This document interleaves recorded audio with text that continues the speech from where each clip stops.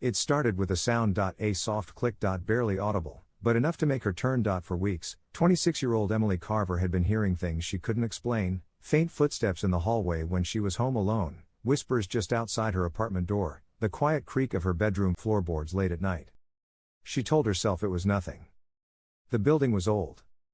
The walls were thin. But deep down, she knew something was wrong.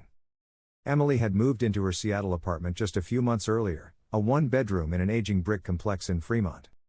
It wasn't perfect, but the rent was good, and the neighborhood felt safe enough.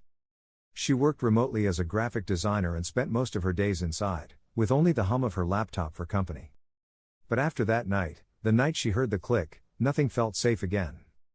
She'd been lying in bed, scrolling through her phone in the dark. The sound came from her closet, a faint metallic snap, like a camera shutter. She froze. Her heart hammered as she turned on the bedside lamp. The closet door was closed. Emily stared at it for a long time. Finally, she stood up and opened it. Nothing, just clothes, boxes, and the faint smell of detergent. But when she reached for the light switch inside, she noticed something odd. One of her shirts was on the floor. And a shoebox on the shelf had been shifted forward, just slightly. The next morning, she tried to laugh it off when she told her mom about it. "You're spending too much time alone," her mom said. "You need to get out more." Maybe she was right. But then, a few days later, Emily came home from a grocery run to find her front door unlocked. She always locked it. Always. She stood in the doorway, grocery bags hanging from her hands, scanning the apartment. Everything looked normal: the couch, the counter, her laptop. Still, something felt wrong. She checked every window, every corner. Nothing. That night, she noticed something else. Her milk, which she'd just bought 2 days earlier, was half gone. Emily lived alone. That was when the fear truly set in. She called the building manager, Dennis, an older man who handled maintenance for all 12 units. He brushed her off. "Locks are fine," he said. "This building's old. Some doors just loosen up over time. Get a chain lock if you're nervous." So she did. But that didn't stop it. Over the next week, small things started to move around her apartment. Her makeup bag was open one morning. Her toothbrush had switched sides on the sink.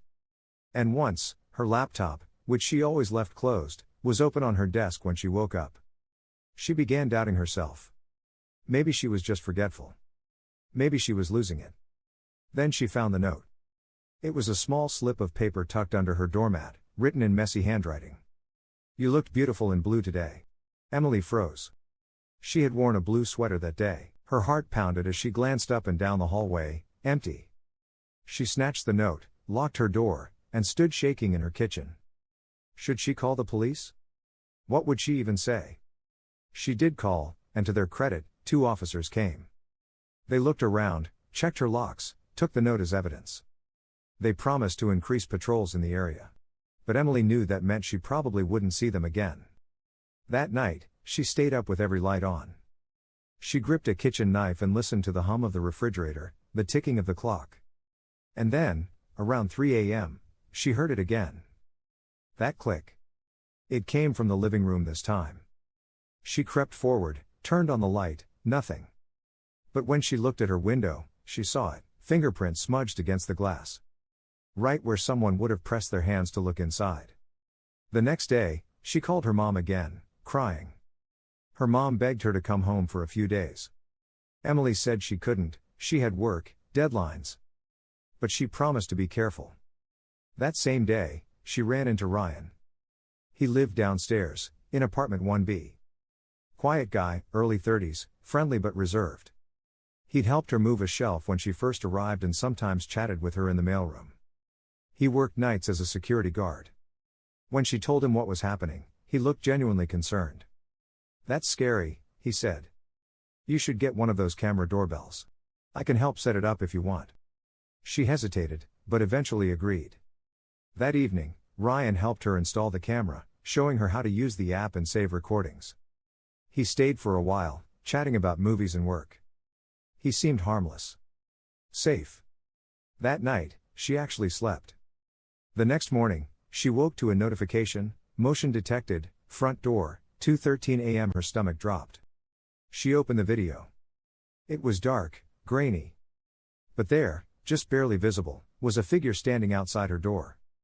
The person leaned close to the camera, then turned and walked away. She couldn't see the face. She sent the footage to the police, but again, they said they'd look into it.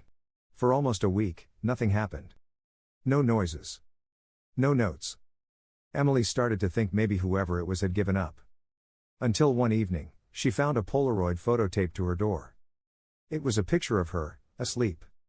She collapsed, shaking. She didn't remember any flash. Didn't remember anyone in her room. But the photo was proof, someone had been there.